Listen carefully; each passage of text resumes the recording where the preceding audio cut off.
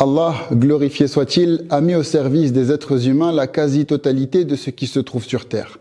Cela pour que nous puissions nous en servir dans ce qui va nous être profitable et subvenir à nos besoins.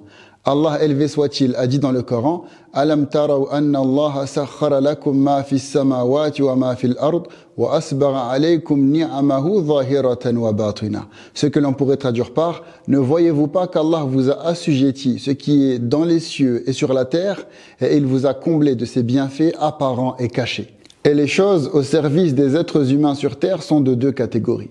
La première est celle des choses dont nous jouissons, sans que nous ayons à faire le moindre effort, comme les mouvements des corps célestes, le souffle du vent, la pousse des végétaux et des arbres dont sont remplies les forêts, etc.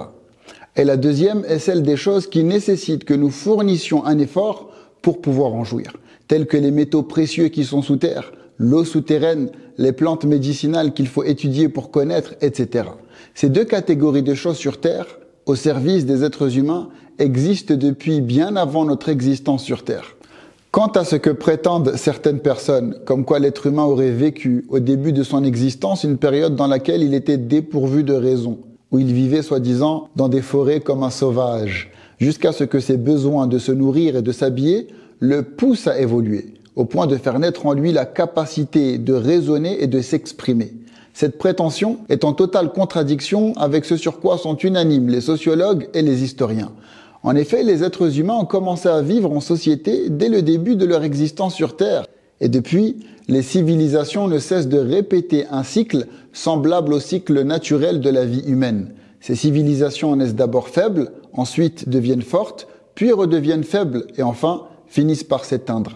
Cette réalité, dont témoigne l'histoire, est affirmée par Ibn Khaldoun et Oswald Spengler, ainsi que les autres historiens et sociologues de manière générale. À ce sujet, dans le livre Triangle des Bermudes de Charles Berlitz, dans un chapitre qui a pour nom Les surprises de la préhistoire, l'auteur parle de ce qui semble être des restes de plusieurs civilisations ayant existé mais qui ont disparu.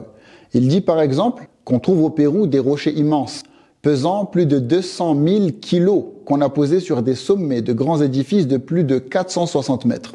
Comment les gens de cette civilisation disparue ont pu extraire ces immenses rochers des montagnes pour ensuite les transporter et les élever au-dessus de ces édifices? Il y a aussi ces rues, avec ce qui ressemble à des trottoirs, et ces édifices que l'on a retrouvés dans les profondeurs de l'océan.